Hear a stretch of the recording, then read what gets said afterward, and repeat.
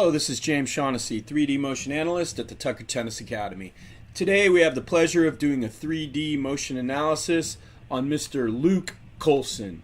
Luke is joined here by several players, but this is Luke. On Luke's right is Pierce Rollins, a returning sophomore at Texas A&M University right here. And on Luke's right, our left, is the NCAA champion Bradley Klon. And on the far left, needing no introduction, is Mr. Rafael Nadal.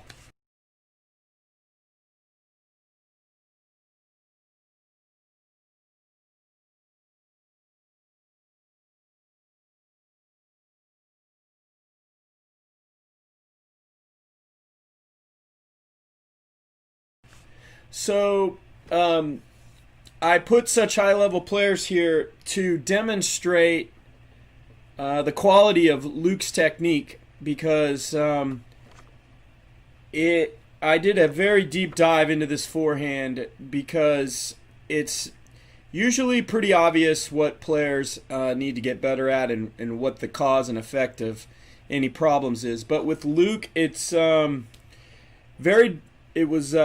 there's not a lot of flaws in this technique. So basically the issues we go over are going to be based on the data, and it's going to be how to make the technique he's using even better and make the ball go faster. But at the outset, I'd probably like to reiterate, based on the data and a very deep dive into it, this technique shouldn't be altered or messed with too much to make it better. A change in this technique might even, make things better in one area and a lot worse in another. But you can be the judge of that after we look at the data. Over here on the right, we have the data, and we like to start off with ball velocity. And the ball velocity here, Luke's on the top line. Luke is hitting 65 miles an hour. We got Bradley Klon takes the cake in the speed contest here with a 96 mile an hour forehand.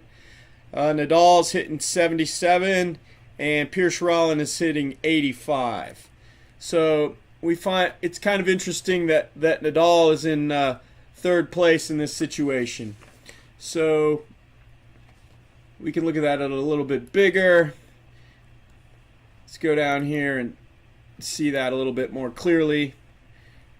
We're looking right here.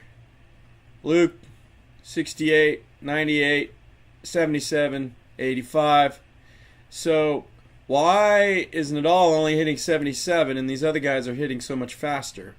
Well, we'll be checking into that as we go. But the next thing down here is the racket velocities, and the racket velocities, as you can see, Luke is forward going 43 miles an hour with his racket. He's going upward 22, and he's going inside out 6.7 miles an hour, which is pretty close to Nadal. These other guys are going inside out a little bit more, but I wouldn't worry about it because you're so close to Nadal. Now this PS is called the power to spin ratio. It's how hard you're swinging forward compared to how hard you're swinging upward. Okay, and your power to spin ratio has a lot to do with shaping this curve we're looking at right here.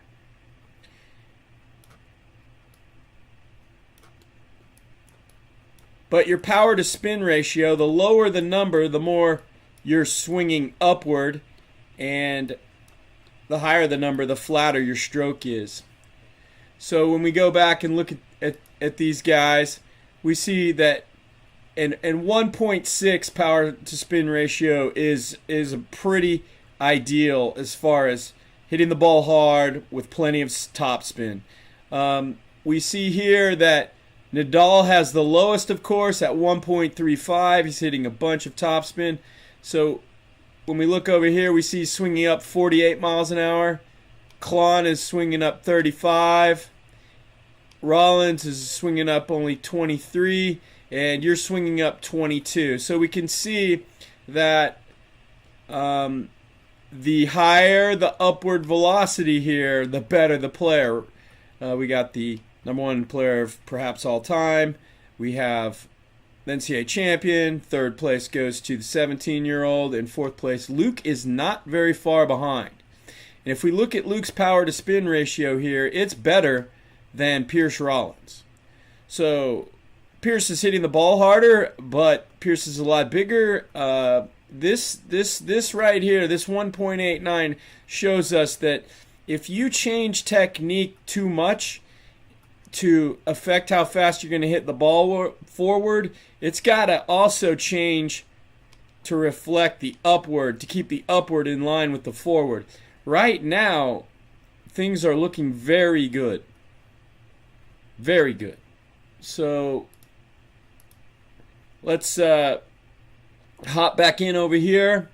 And so our goals, if we look, are up here at the top. So the goals for the situation are, we want to, over time, increase your forward velocity 22 miles an hour. That would match Nadal right here.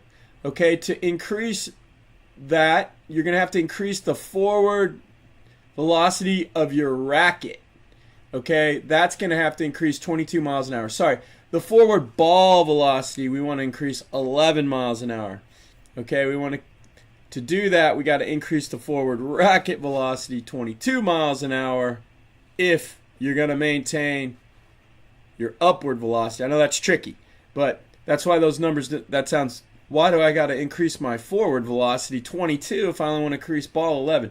Well, because you're going to be putting more spin on it too, and that's going to slow the ball down. So you gotta increase the upward or the forward velocity 22.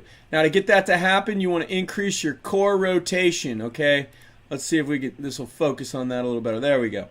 So you're going to increase your core rotation speed to happen earlier in your range of motion, 20 to 30 degrees earlier. What does that mean? Let's see what that means right here. What it means is that Nadal can get his shoulders going as fast as he needs to in a very short time. So from here to here, Nadal turns further than anybody. So he doesn't have to twist as much because he can get up to speed so early. When I measured how much you twist into the ball, in other words, how much do your shoulders turn, okay, into the ball. Let's see a better way to look at this real quick. How much do your shoulders turn into the ball? So how much do you rotate like this into the ball? Now, Nadal can get up to speed very quickly in a short range of motion, but it's taking Luke a longer time.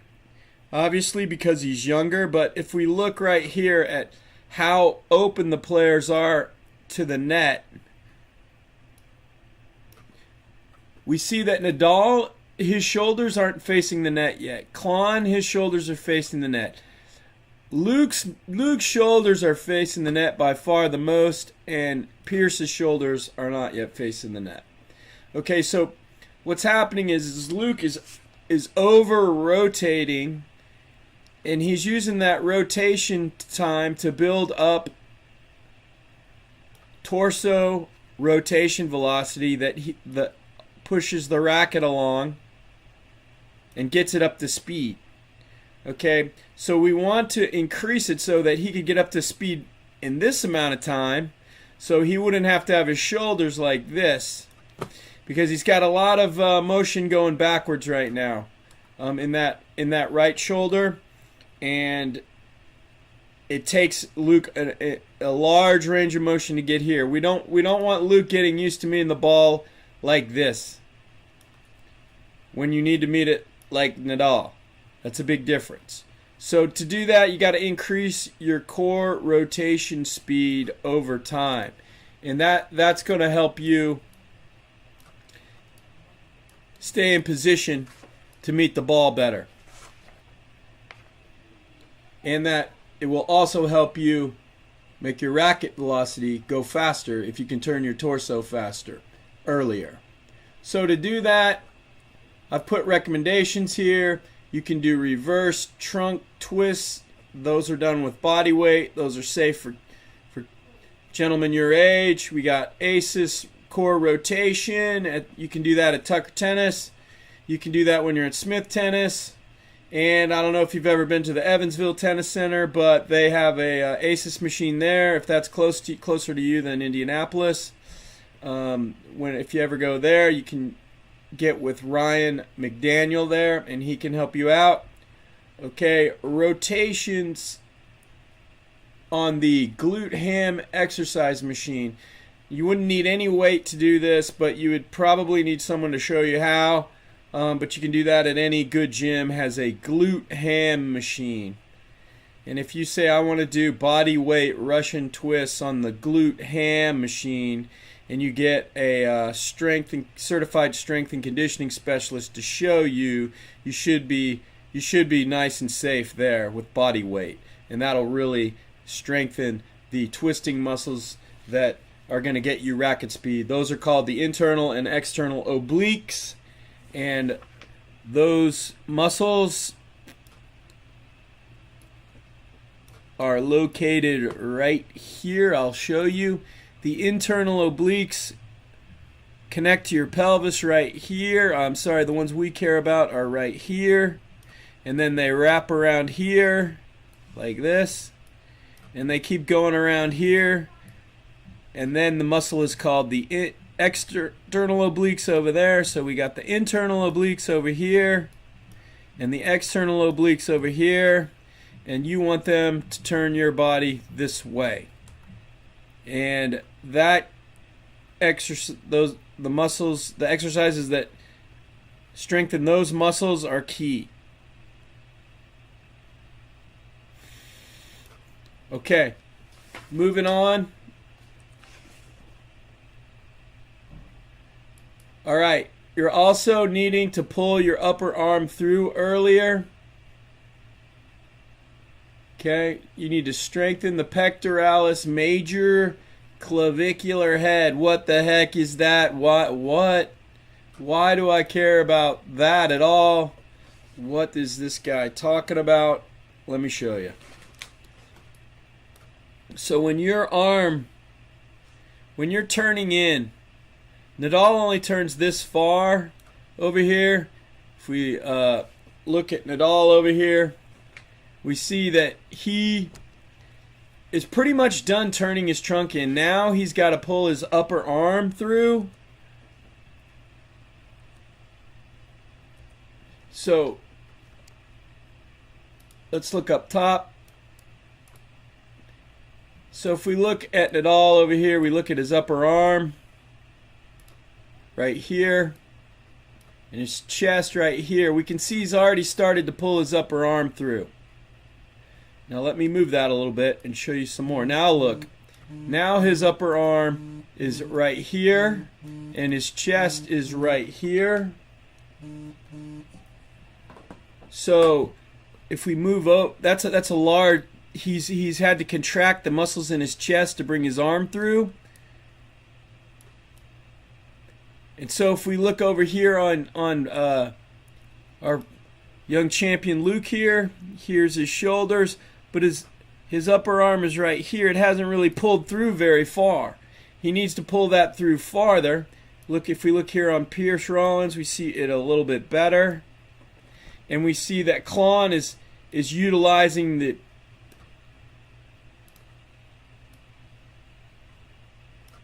a little bit more. Okay, so that means the muscle you want to get stronger to pull your upper arm through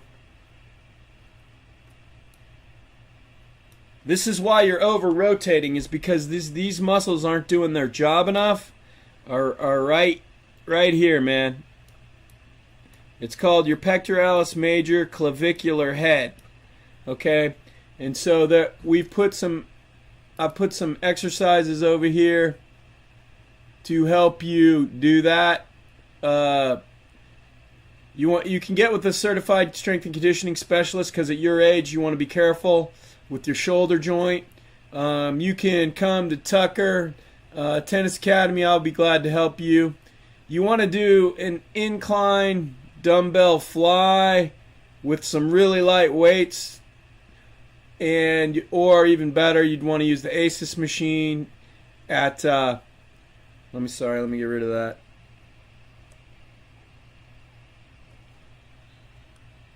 I'm sorry. You want to strengthen the pectoralis major clavicular head. To do that,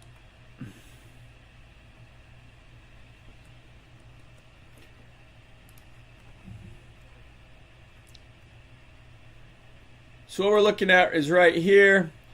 We want to strengthen the pectoralis major clavicular head. I highly recommend getting with somebody that knows what they're doing, as far as a boy your age or a young man your age, and doing this safely. Here's an exercise that I recommend if you have a professional with you, or if you use very light weights. I'm talking like 8 pounds at the max. Maybe 5. 5's pretty heavy for you. 8 at the max. If that feels light, don't go heavier. Just do more reps. Or you can get on this ASIS machine at Tucker or at Smith Tennis or at Evansville Tennis Center. They have a machine. Moving on, we need to think about how will you increase your upward swing if your forward swing gets faster. Okay, so because right now you have an excellent swing path.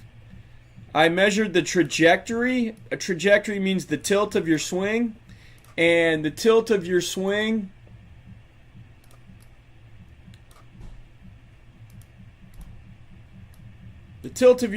is excellent. That means what's going on right when you meet the ball right here. What is that angle? If this right here would be 0 degrees, this right here straight up would be 90. Yours is 27, which is better than Klon and better than Pierce. Now remember earlier I said that Klon and Pierce Rollins are hitting the ball harder than Nadal. The reason is because they're swinging so level. Now what does that do? It makes the ball go faster because it has less spin. Okay? And if the ball has less spin, it can fly through the air faster. But what else can it do? It also can fly right out of the court faster or fly right into the net. Nadal, who is clearly the best player here, doesn't go that route. He swings forward just as hard as both of these guys. He swings forward just as hard as Bradley Klon. So if Nadal swung as level as Bradley Klon is only down here. We have racket trajectories, I believe. And Klon, and that is right here.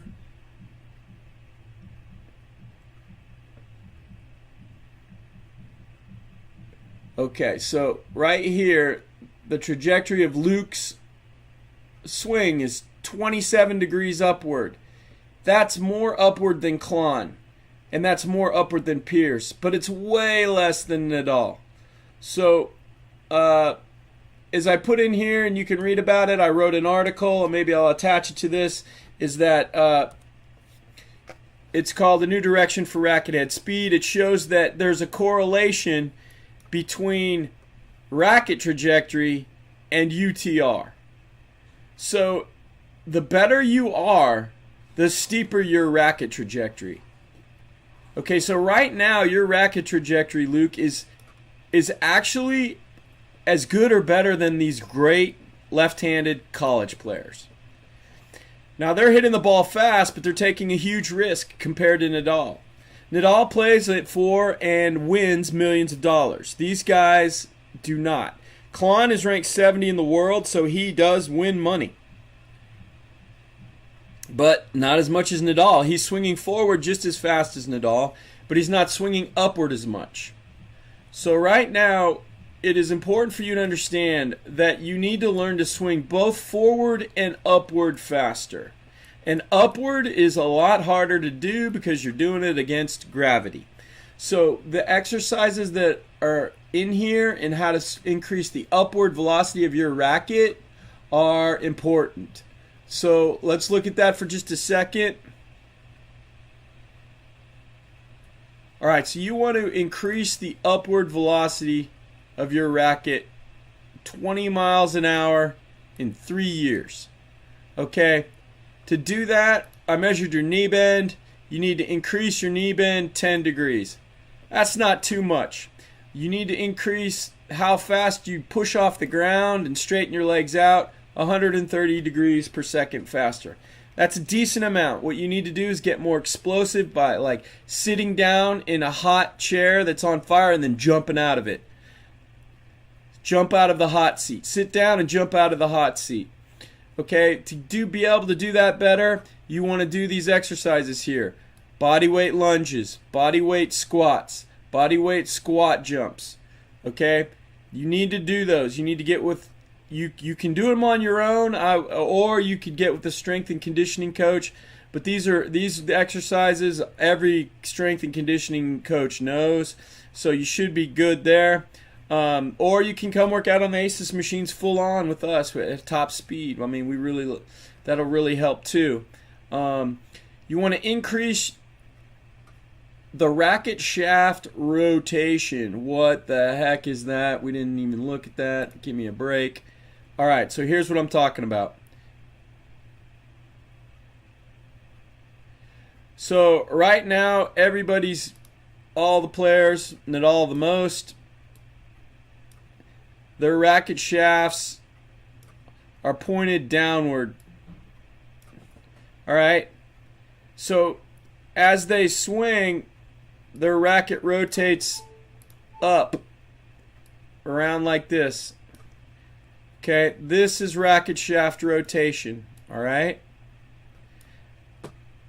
Now you do that with your arm and your forearm. So Nadal's doing it the best. Let's look at him.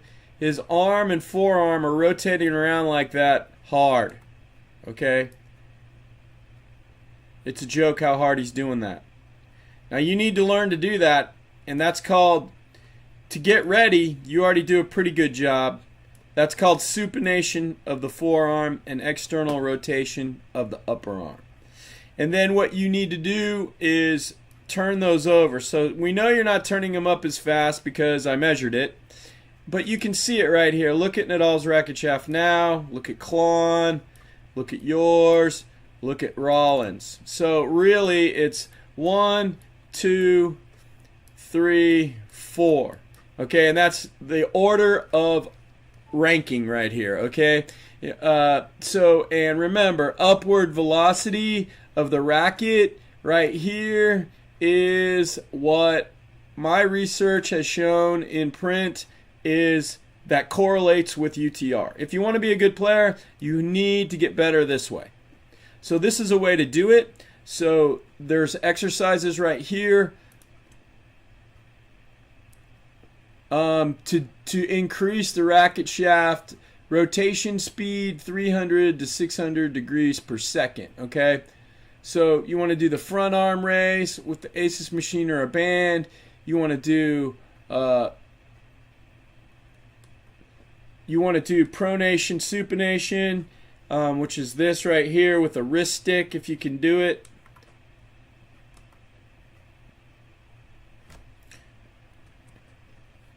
And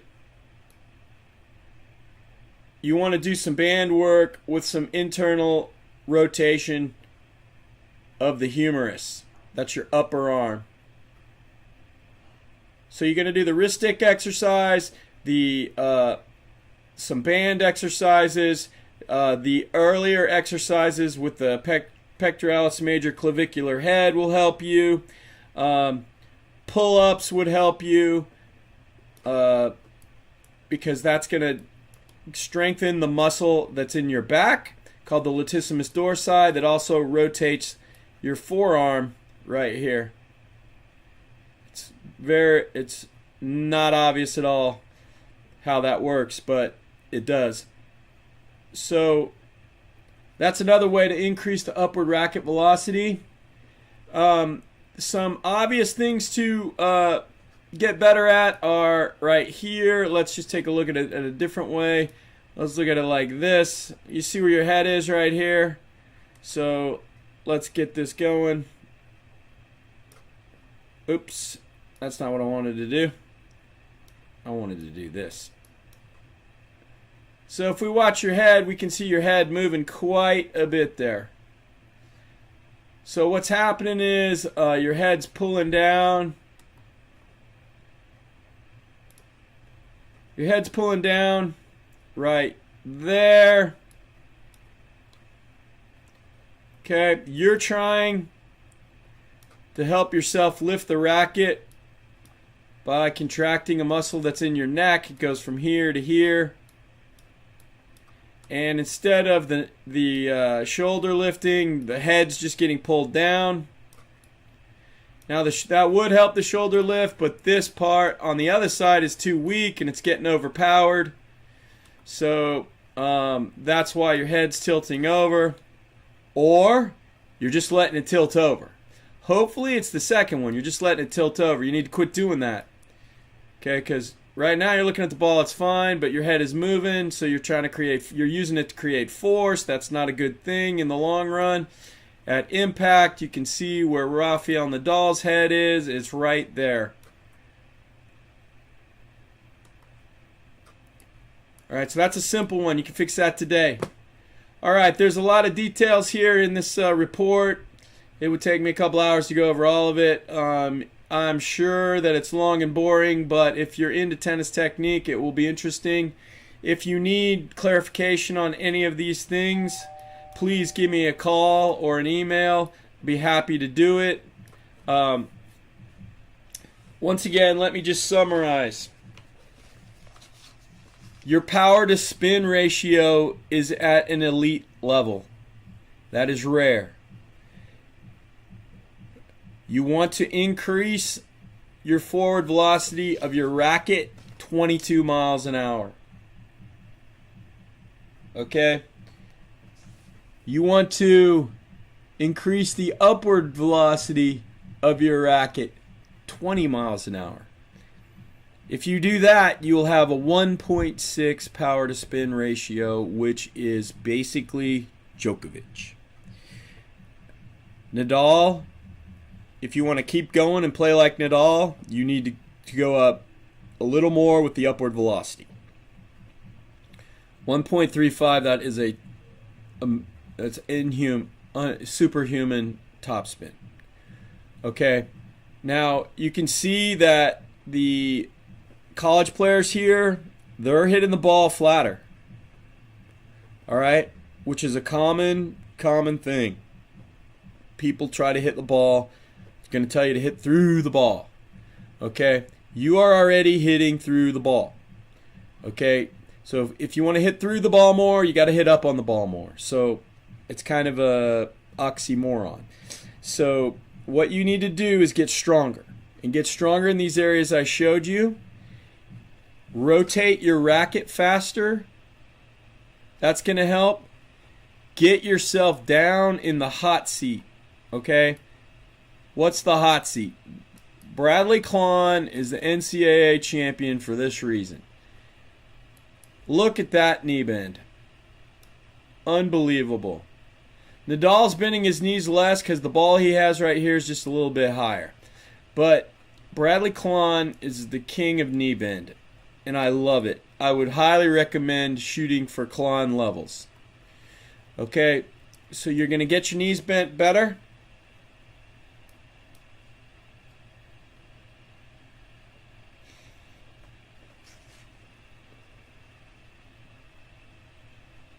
You're also going to get your upper arm stronger here in the shoulder area.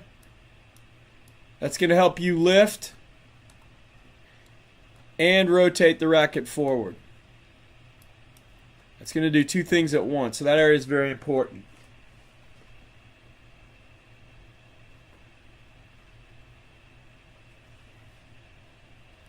So lift more, twist more. Okay? Lift more, twist more.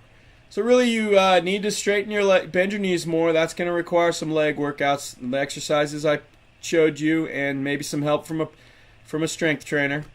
You're going to need to rotate more. That's going to require the reverse trunk twist, which I can show you next time I see you, or you can do the glute ham machine at any gym, someone can show you the body weight Russian twist. You should be facing the ceiling. I can show you next time I see you. And we have the Aces Core machine you can do either at Tucker or at Smith or at Evansville. So those things are going to really help. Up around the shoulder, the twisting around the waist, and the jumping up out of the hot seat. Other than that, I wouldn't mess with it, man. I'm telling you. There's some things I really like about this thing that I need to point out. This right here, I see this elbow, that's money. There's biomechanical reasons to do that, okay? Now, even Nadal, when you get over here, if you look at him from behind, he starts with his racket over here, but when he really starts to swing, look where his elbow gets. It gets back here. And this guy is gargantuan strong, so he doesn't have to take it back as far as everybody else, but he's getting it back there. You don't want to be putting your elbow over here. Your backswing, I like. It is biomechanically right. This right here. Don't mess around with that, man. Look at this. Look at this. Okay. That's good. All right. You step into the ball, great. Your racket drop timing's money.